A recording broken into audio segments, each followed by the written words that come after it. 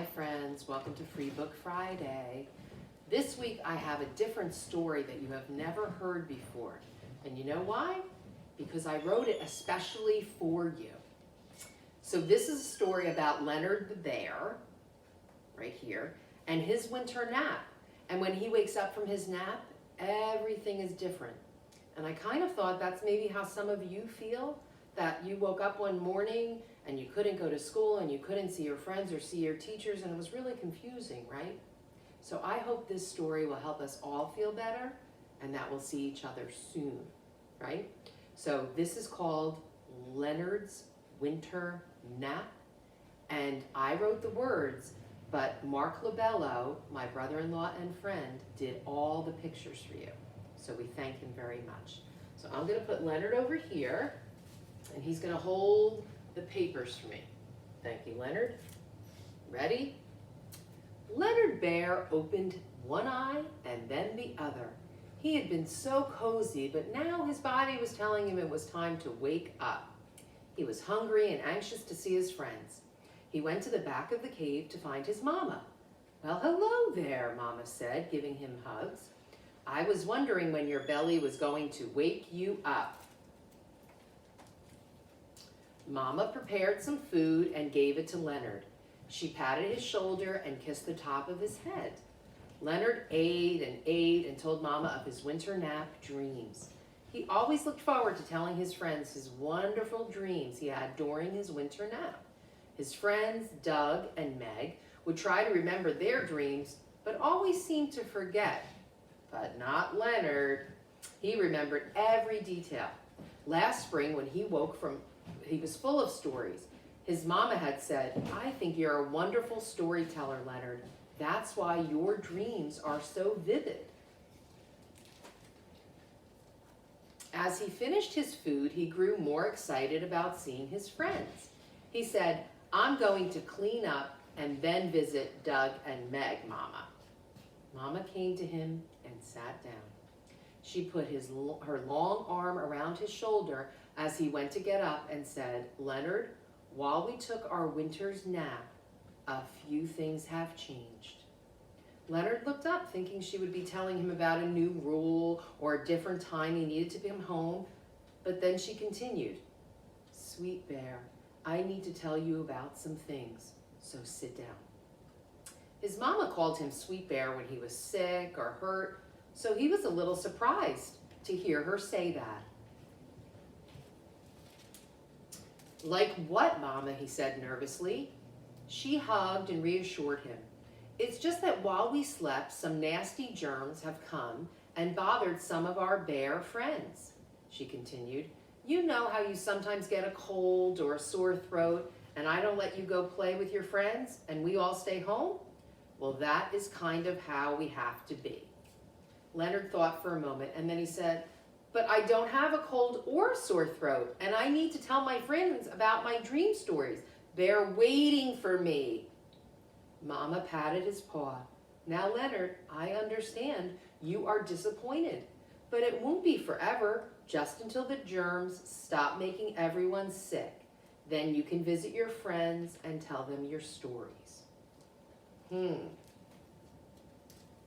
Leonard was angry and yelled, No, no, no, I'm not sick, and I want to see my friends.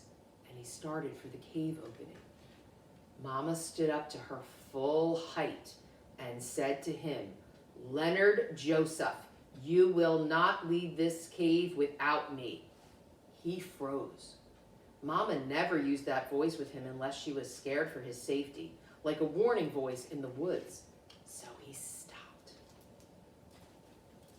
He began to cry, but Mama hugged him close and whispered, You are safe and you are loved, and you will see your friends soon. She reached down and pulled out a honey stick, which was his favorite treat. He was sad, but he did love honey sticks, and he knew Mama would keep him safe, so he stopped crying and enjoyed his treat. When he finished, Mama said, Now, we'll go outside together, and I will look for berries while you play in the yard where I can see you. He hadn't played in that small yard since he was a cub. Because since he was bigger, he could go visit his friends, and he hardly played there anymore. I'm not a cub, Mama. Can't I come with you and get berries? But he knew she had made up her mind, so he strolled into the yard. Mama nodded and reminded him to stay where she could see him.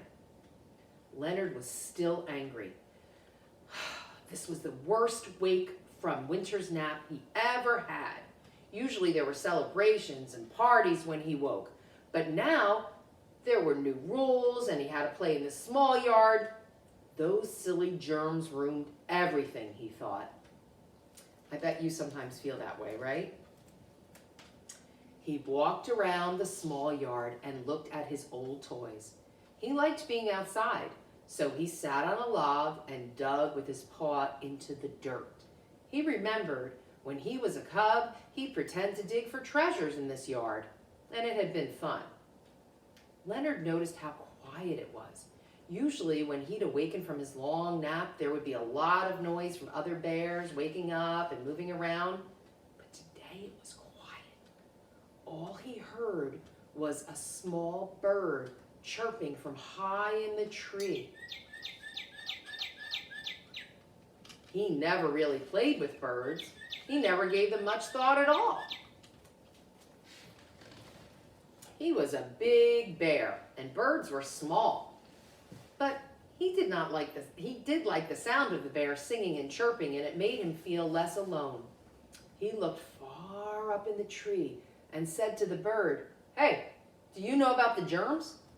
The bird yelled down, "Yes, my mom said I have to stay in this tree and I can't visit my friends." Leonard rolled on his back now. He could see all the way up the tree, and he yelled, "My mom said the same thing, and I wanted to go and tell my friends about my dream stories for my winter's nap." The bird chirped, "I've been up here all day with no one to see or talk to. Do you want to tell me your stories?" So Leonard did. He talked and talked about his stories, and the bird asked questions, and they laughed at the funny parts. Leonard had never been friends with a bird, but now he realized they were different, but they could still be friends. The bird's name was Ruthie. Soon Mama came back with a lot of berries. Leonard told her to look up, and she did, and she waved. She left some berries for Ruthie, and of course for Leonard. When the sun started to go down, Mama told Leonard to come inside. Leonard said goodbye to Ruthie and said he'd come out tomorrow. He washed his paws and told Mama about his day. Mama smiled and said, "See, Leonard, we must never forget hope." Leonard asked, "What is hope?"